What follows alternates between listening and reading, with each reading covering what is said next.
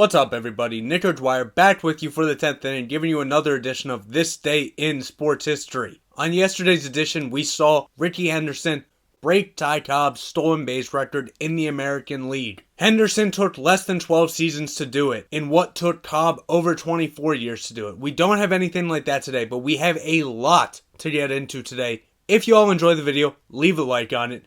If you're new to the channel, hit that subscribe button. Let's get into it. This Day in Sports History.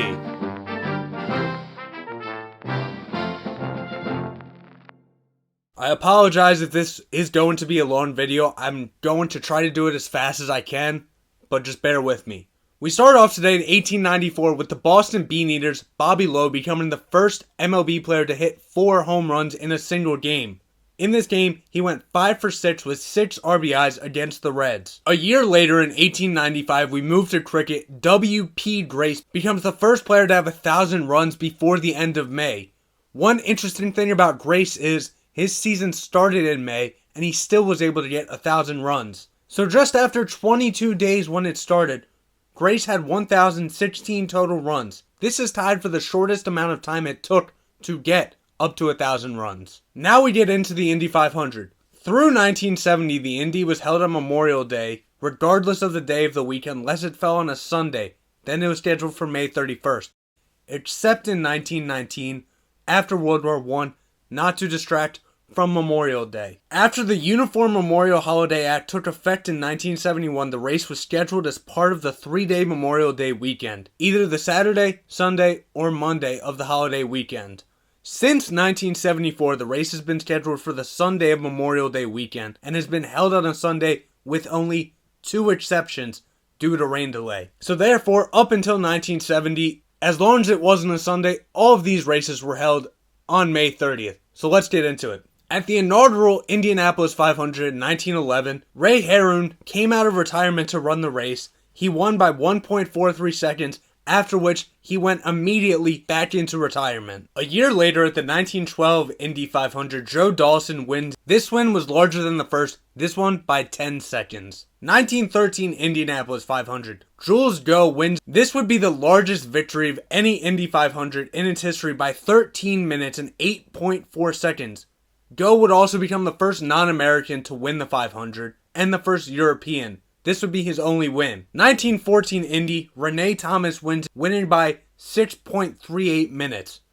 This would be his only victory. Move up to the 1916 Indianapolis 500 and Dario Resta wins. This would be the only year that the Speedway management changed the race to 120 laps in efforts to appeal to more fans. 2 years after the Indy came back after World War I, in 1921, Tommy Milton wins. Milton ended up winning by 3.9 minutes, and Milton would become the first 2-time winner of the Indy. This would be his first win. In 1922, taking a little break off the Indy, the Cubs swapped Max Fleck for the Cardinals' Cleve Heathcote during the middle of a doubleheader. Both would play for their original teams and their other teams within the day. This would be the only time in history teams swapped players during the middle of a doubleheader and they played for both teams. Back to the Indy. In 1922, Jimmy Murphy wins. This would be the first time a racer won from the first pole position. A year later, in 1923 Indy, Tommy Milton wins, becoming the first ever 2-time winner and winning by 3.5 minutes. 1924 Indy, Laura L. Corum and Joe Boyer win. Corum relieved Boyer and they were both credited with the win. In the 1925 Indy, Peter DePaulo wins. DePaulo became the first driver to finish the Indy in under 5 hours on the full course. In 1927 in Major League Baseball, Walter Johnson records his 110th and final shutout of his career. That is a Major League record. Johnson, 9 innings pitched, 3 hits, 1 strikeout in the 3-0 victory for the Senators. Right back to the Indy, 1927, George Souders wins. He won by 8 laps in this race, becoming the largest victory since 1913. He was also the first driver to win the race solo, with no help from a relief driver or a riding mechanic. 1928 Indy saw Lewis Meyer win, would be the first of his 3 victories, the first 3-time winner of the sport. The 1929 Indy saw Ray Keech win. This was the first time a female owner would win in Indy history, and it's still today the only time a female owner has won in the Indy. A year later, in 1930, at the Indy, Billy Arnold wins. He led a record 198 laps out of the total 200 laps. At the 1931 Indy, Louis Schneider won. This would be the only win of his career. He would lead the final 39 laps on his way to the checkered flag. At the 1932 Indy, Fred Frame won after starting in 27th place due to his starting position. That would be the farthest down someone has come back to win the Indy. In 1933 at the Indy, Louis Meyer won. This would be the second of his 3 victories, winning by 6.7 minutes. A year later at the 1934 Indy, Bill Cummings won, leading the last 26 laps to get his only victory. At the 1935 Indy, Kelly Patillo wins. Pete DiPaolo was an owner of this car, so DiPaolo became the first person to win as a driver and as an owner. A year later, Louis Meyer in 1936 won his final Indy 500, his 3rd victory, the most of all time up to that point. Taking a little break from Indy, at the 1937 PGA Championship, Denny Shute defeated Judgment Baden in 37 holes. Also that year, at the French Championship, on the men's side, Henner Henkel defeated Bunny Austin 6-1, 6-4, 6-3 in straight sets for his only major victory in the single game. On the women's side, Hildy Sperlin defeated Simone Matthew 6-2, 6-4. This would be her final major victory and cap off a three-peat at the French Championship, winning in 35, 36, and 37. Going back to Indy now, at the 1938 Indy, Floyd Roberts won for his only victory. At the 39 Indy, Wilbur Schur wins. This would be the first of back-to-back wins for Schur. So in 1940, at the Indy, Wilbur Schur won. This would be his 3rd championship in 4 years and back-to-back championships. He also won in 1937. At the 1941 Indy, Floyd Davis / Maury Rose win. This would be Davis's only win. After a hiatus due to World War II, the Indy was back starting in 1946, where George Robson won by 44 seconds ahead of Jimmy Jackson. A year later in 1947 at the Indy, Maury Rose won. This would be his 3rd overall victory and 2nd as a solo driver. Move up 2 years in 1949, Bill Holland wins for his only victory. Now we get a little break in here, stretch out if you need to. Ezra Charles defeated Joey Maxim in 15 rounds for the heavyweight boxing title. This was a unanimous decision and the 4th of 5 fights between these two. Charles would end up winning all 5. Right back to the Indy. In 1951, Lee Wallard won, winning by 1 minute 47 seconds for his only victory. In 1952 at the Indy, Troy Ruttman wins, winning by 4 minutes. The 1953 Indy, Bill Vukovich won, the first of 2 straight victories for him. At the 56th Indy, Pat Flaherty won by 20.45 seconds for his only victory. In 1957, Sam Hanks would get his only victory by 21.46 seconds. Another break in the action, in 1957, Real Madrid was facing Fiorentina in the European Cup final. Alfredo Di Stefano scored a 69th minute goal due to penalty, and Francisco Gento scored the 75th minute as Real Madrid, the defending champions, win once again, defeating Fiorentina 2-0. Back to the Indy in 58, Jimmy Bryan wins by 27.63 seconds for his only win.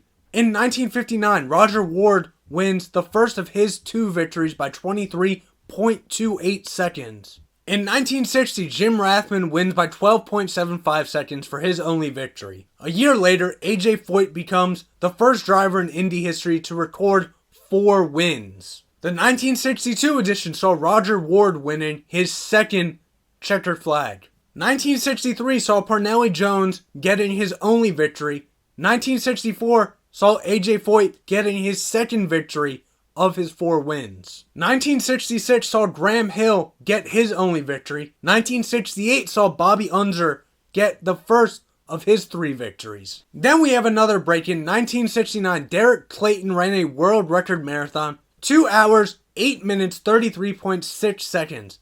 This record is disputed because it was a short course, but the record he broke was his record, so he had it either way. Back to it in 1970, Al Unser wins the first of his 4 victories. At the 1973 European Cup, Ajax was going up against Juventus, and Ajax defeated them 1-0 after Johnny Rep scored in the 5th minute to get their 3rd consecutive European Cup. Back to Indy in 1976, Johnny Rutherford wins his second of 3 Indy titles. In 1977, Dennis Eckersley of the Cleveland Indians threw a no-hitter against the California Angels. Eckersley, 9 innings pitched, 12 strikeouts, 1 walk. He walked the third batter of the game in the first inning of the 1-0 victory. The 1979 edition of the European Cup pitted Nottingham Forest against Malmo FF. Nottingham Forest ended up winning 1-0 as Trevor Francis scored in penalty time of the first half for the only goal of the game for the victory. Back to the Indy in 1982, Gordon Johncock beat Rick Mears by 0.16 seconds, the closest win in any Indy 500. This would be his second of 2 overall victories. In 1984 at the European Cup, Liverpool defeated Roma 4-2 on penalties after 1-1 after extra time. At the 1985 Stanley Cup Finals, the Edmonton Oilers were going up against the Philadelphia Flyers looking for back-to-back titles.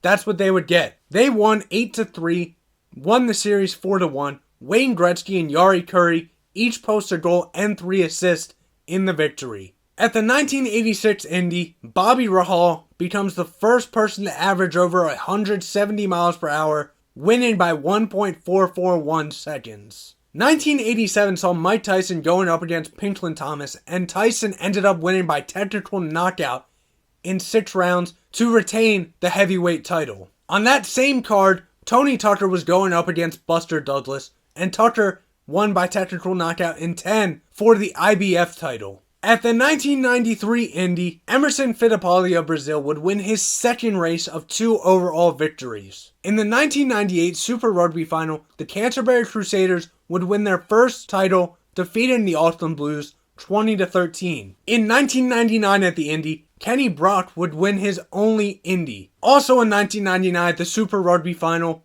the Canterbury Crusaders win their second consecutive title with a 24-19 victory over the Otago Highlanders. In the 2004 Indy, Buddy Rice won from the pole position for owners Bobby Rahal and David Letterman in a range-shortened race. In the 2009 Super Rugby Final, the Bulls defeated the Chiefs 61-17. Also in 2009 at the FA Cup title, Chelsea defeated Everton 2-1. Frank Lampard scored the game-winning goal in the 72nd minute. Luis Saha scored 1 minute into the game for the fastest goal in FA Cup history for Everton, but it wasn't enough as Lampard got the game-winning goal, giving Chelsea their 5th title. Now, the last Indy 500 on this list. In 2010, Dario Franchitti wins his second of 3 total victories. Also in 2010 at the Senior PGA Championship, Tom Lehman wins the first of 3 Champions Tour major titles with a par on the first hole of a playoff. That also included Fred Couples and David Frost.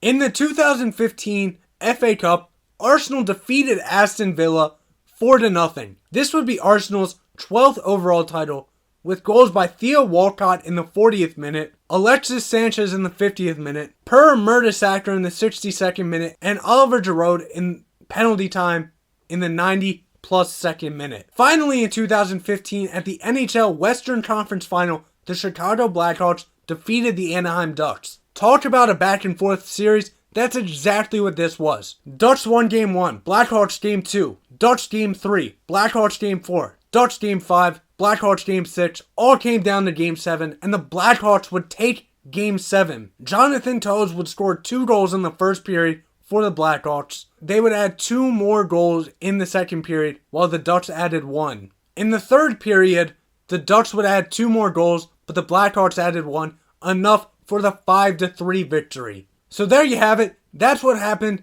on this day in sports history. I'm sorry if it's a bit of a long video. If you made it to the end, thanks for sticking around. And I know it was a very repetitive video, but that'll be the only one, and that's just because of how many Indianapolis 500s there were. For Nick O'Dwyer and the 10th inning, everybody stay safe out there. See ya.